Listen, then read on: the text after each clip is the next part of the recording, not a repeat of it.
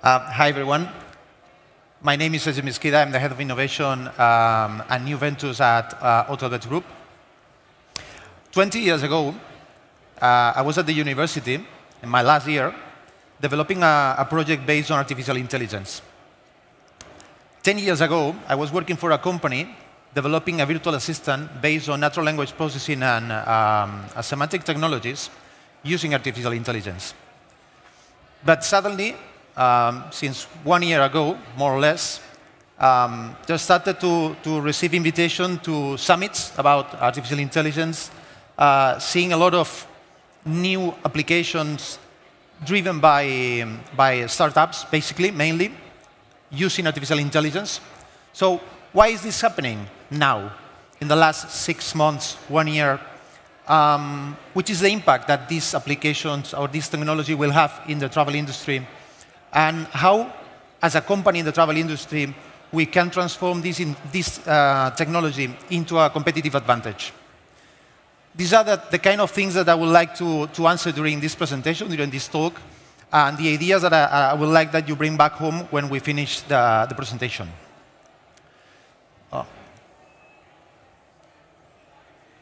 Okay.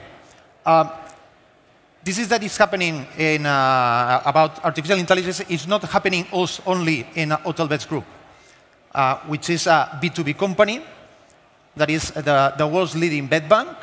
And we are basically providing or helping our travel suppliers that they develop services like accommodation, transfers, activities, a car rental. We help them to distribute them to travel resellers. These resellers are our customers, mainly retail travel agencies, online travel agencies, and tour operators. And we do this through an innovative and easy-to-use technological platform that we have developed internally, which is one of our competitive advantages.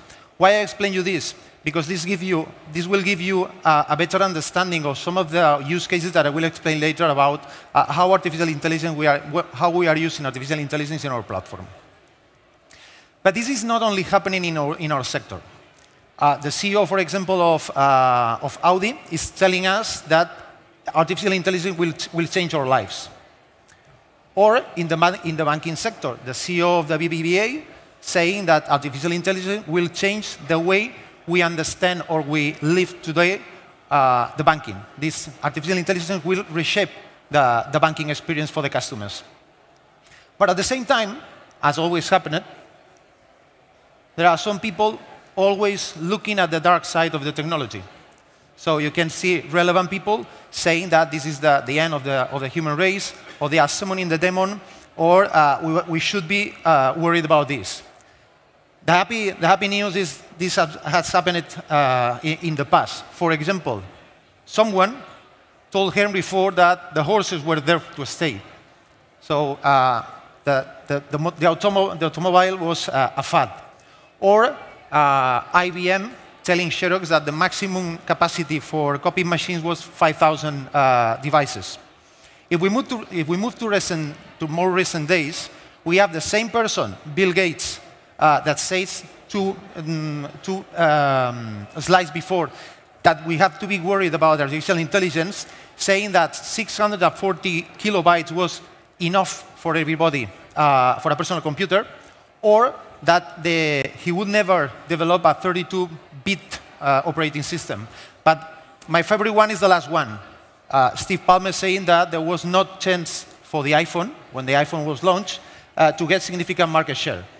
So why this has been happening in the past? It has been happening when we are in front of a transformational technology. In this case, we are not only talking about one transformational technology, and this is really important. We are talking about a set of transformational technologies that are emerging at the same period of time. We are talking about 3D printing, blockchain, Internet of Things, but also 5G communications, augmented and virtual reality, big data, and of course, artificial intelligence. So to understand really how we can extract the most about artificial intelligence, first we need to understand what is artificial intelligence, why is now on a hype artificial intelligence, how this artificial intelligence is applied today in the market and how we can apply it in the near future. And finally, how we can start, if we have not done it yet, working with artificial intelligence. There is sometimes some confusion about artificial intelligence and automation. It seems that when you have something automated, there is intelligence behind. Not necessary. Some months ago, I was attending a conference, and a person who was attending was asking the speaker how to know if a process that is automated is just automation or this has intelligence behind. The answer was, if it works, it's automation. If it doesn't work, there is artificial intelligence. So obviously, it was RPA, robotic process automation seller, so the answer was a big bias. What is artificial intelligence? It's a branch of computer science, so we are talking about programming. We are talking about software. A software that is, which is simulating the intelligent human behaviors. Which type of intelligent human behaviors? For example, visual perception, how we can identify things, objects, among others. Speech recognition, how we can understand in natural language, the natural language when we talk with a machine is talking with a person.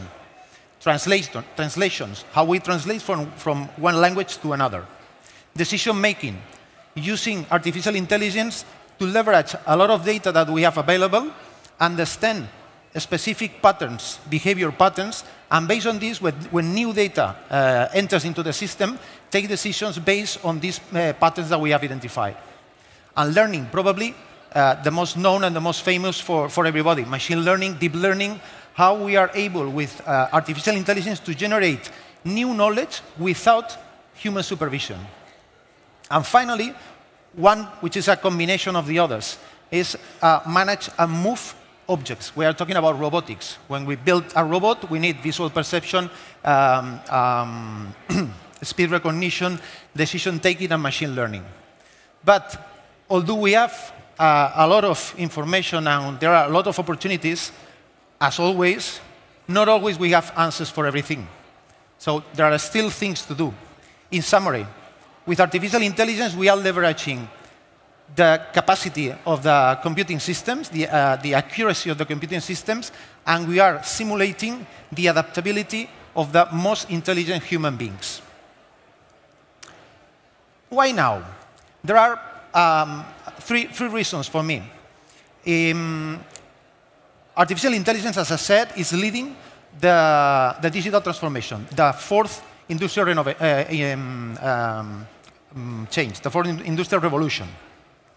And this change is based on three pillars: data, technology, and people. Let's talk about data.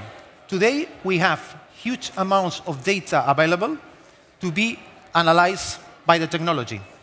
This has been happening in the last months, in the last year, not 10 years ago. So now we have not only huge volumes of data in terms of volumes, but also in variety. We have now access to what we call the unstructured data, the data basically text that we collect from social media. So this is a really differential point when we approach artificial intelligence. Second thing, technology. Now we have access to less expensive in-memory storage. We have access to cheaper and faster computer hardware. And we have access to better cloud solutions. All this has happened in the last months, in the last year. This combined with robust artificial intelligence, I mean, speech-to-text, we have improved the algorithm of the speech-to-text, natural language processing, image processing, etc., and the fact that we have improved a lot in the deep learning. Deep learning means the capacity that we have that software creates new software without human intervention. For example, if you develop a visual perception program where you are training the system to identify a cat among different objects, you train the same system to identify a dog among different systems. When you use deep learning, you are able to identify a rabbit without having trained the system to do it. Based on the on the past experience of the system is able to create new knowledge. So we are simulating the intelligence of humans. But the third pillar is people. We have now available new profiles of people, profiles that allow to go more in depth in these technologies, and a second type of people. That's what people that I call entrepreneurs. So the most important thing for a technology to be adopted is that you identify clear use cases that engage you to implement it. And this is what they are doing, the entrepreneurs. They are using artificial intelligence to reshape how the things are working in different sectors, even in the travel sector, and defining these appealing and attractive use cases using artificial intelligence that are making the big ones, the big companies in the travel sector, to move, because they are looking at artificial intelligence as a great opportunity thanks to these startups. The startups, by the way, that are fueled by venture capital. So it's important, the presence of a venture capital, for these entrepreneurs to develop these innovative applications based on artificial intelligence. But as a new technology, as an emerging technology, we already, probably without noticing, we are using applications that they already have artificial intelligence behind. When you are trying to plan a trip, you are checking flights, you are checking accommodation, you are looking for this, and you are receiving recommendations. Some of these recommendations and some of the apps that are providing the recommendations are using artificial intelligence behind. But this is behind, and you cannot know for sure if there is artificial intelligence or not. The same thing while you are traveling. When you are in a destination and you want to get to a specific place, you use apps that they provide you different itineraries that you can take, or you want to check the weather. All these type of applications are using artificial intelligence today, and this is familiar for you because most of you are using this when you are in a destination or you are booking a flight or accommodation, so you are users of this technology. And finally, when you arrive home and you decide to share your memories in the social media, there are companies, startups, that they are using the information that you are putting in Instagram and Twitter, and they are applying artificial intelligence to predict which is the trend destinations in the next year. So they are able to say which are the destinations that will grow in the next year, and which are the activities, based on your comments about what you have been doing when you are in a destination, which are the activities that will drive this growth in these destinations. So there are plenty of opportunities depending on how you apply the technology. But as an emerging technology, it also has some new challenges that you have to tackle in the near future. Play ticker. Lata, play ticker. Bobby, can you tap the play wheels? You want to hear a station for porn detected. Porno ringtone, hot chick, amateur girl, quality, sexy. No. Hot pussy, anal dildo ringtone. Alexa, stop! So new technologies, new challenges. So we need to take care of how we use the technology, and it happens every time that we work with a new technology, with new opportunities, but also new kind of threats. So how are we using artificial intelligence in the type of applications that we use in the sector in general, but specifically in the travel sector? We have divided the applications depending on the goal that the company is pursuing. That means, for example, if we talk about process automation, pure process automation, we are looking for applying artificial intelligence just to improve the speed and efficiency, so reducing cost or increase productivity.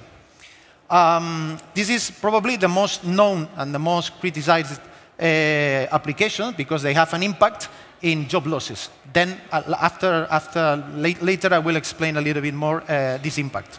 Second type of applications, cognitive insight. In this case, we are trying to leverage internal and external data that we have available to make predictions and try to understand why things are happening in our company, still working internally in the company, not in the external side, and take decisions to improve this. So better data learning and processing and analytics. And finally, the most powerful one is the cognitive engagement. In this case, we are talking about how we improve the customer experience and engagement. Applications that deal with your end customer. In our case, in Hotelbeds, as I explained you at the beginning, as we are a B2B, we are not facing directly the end customer. Our customer, for us, is another B2C company like an OTA, retail travel agency, or a tour operator. That's why some of the examples that I put here of use cases that we have in a pipeline are oriented to the B2B. For example, when we talk about process automation or cognitive insight, we are basically talking about operational efficiency. When we talk about cognitive engagement, we are talking about customer experience. Examples of process automation. Well, we have to do the reconciliation of invoices, or we have to automate the loading of contracts, or in some cases, we are looking at legal contracts where with artificial intelligence, we can read it, identify the key information that we need to update other systems that need this information, instead of having someone reading this and updating manually the system. The system could be an Excel spreadsheet, a database, or whatever. When we talk about cognitive insights, an example, for example, is we have an algorithm predicting the potential fraudulent transactions. Based on this prediction, we take decisions and we take actions to avoid this before it happens. So we have a pattern of which is the behavior of the companies that they will do a fraudulent transaction. And when we identify that this behavior fits our pattern, we can stop this before it happens. Or, for example, we can identify potential configuration errors in our inventory. Or, as we are working with Software Factory, if we have a prediction of the number of tickets that we have to solve, we can modulate the contract with them and improve our operational efficiency. In case of the cognitive engagement, for us, that we are not facing the end consumer, for example, making recommendations, but instead for the end consumer, we make recommendations for the travel agents. For the retail travel agents, we can make recommendations about the type of activities that they can sell depending on the person who was in front of them. Or suggest the best contract. Based on the demand prediction that we can calculate with our data, we can we can identify which is the best contract or improve the contracting process with our suppliers and with our clients. And finally, this is the predictor application. Is one of the applications that we have implemented in our platform. We have a connection, an automatic connection with big hotel chains, the third-party suppliers, and we have some errors when we have to update the final availability and price when someone wants to book with us. This has been improved because we have a system, an artificial intelligence system, a machine learning system that is making a prediction that when I will need to update the cash system to avoid these errors. We have reduced in 5 or 6 months more than 20% of the errors that we have. So it's really working very well, and is a good example of how we can change things with artificial intelligence.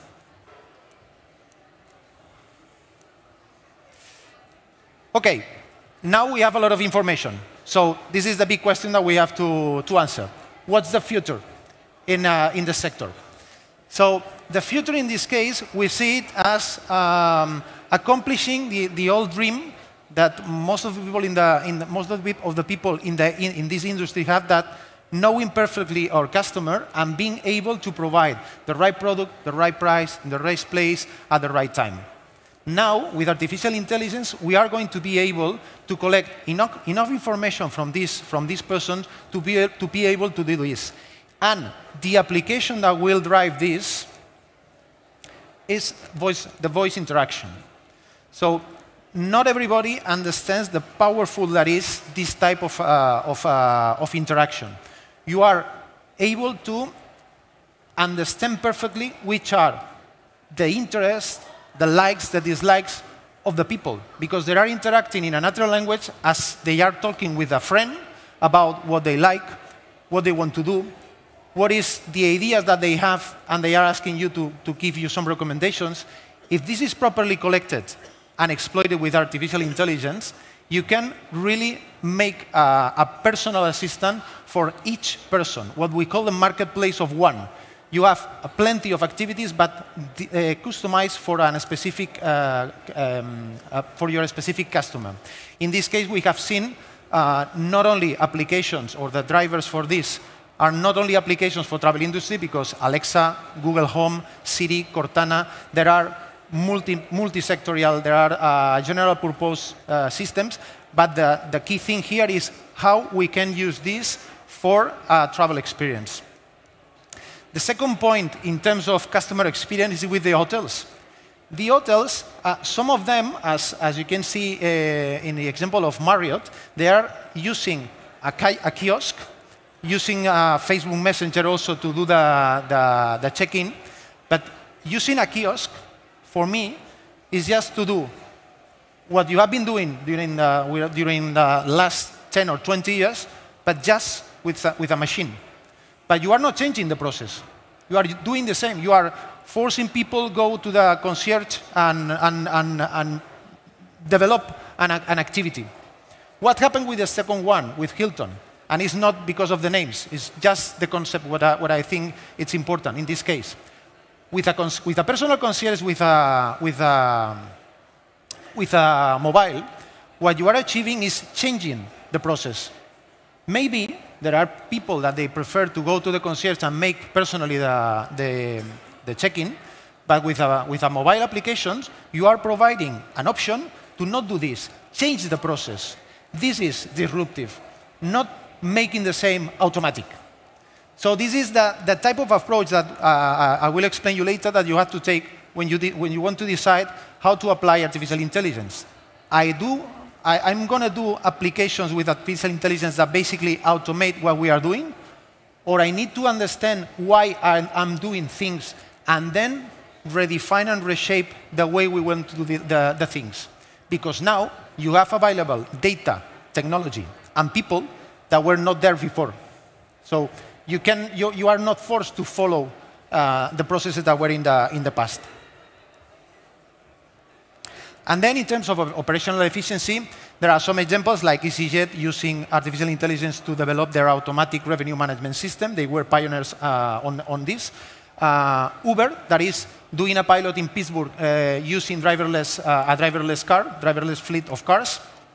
Airbnb, that is starting to work with a kind of revenue management for vacation rental and private properties, or ourselves in Hotelbeds Group with error detection or the fraudulent detection, the fraudulent transactions detection. How to start? First thing, understand clearly for what you need the technology. So first thing is doing what up to 85% of the companies are doing today, which is browsing. They are exploring what are the potential applications that technology could have for them, in this case, artificial intelligence. So one of my advices on this, check other sectors, check in other sectors what they are doing with artificial intelligence. I've been in this sector for 5 years when I joined Hotelbeds Group. And I came, as I said at the beginning of the presentation, from other companies working in artificial intelligence for other sectors. There are other sectors quite more advanced in using these technologies and other disruptive technologies than the travel sector.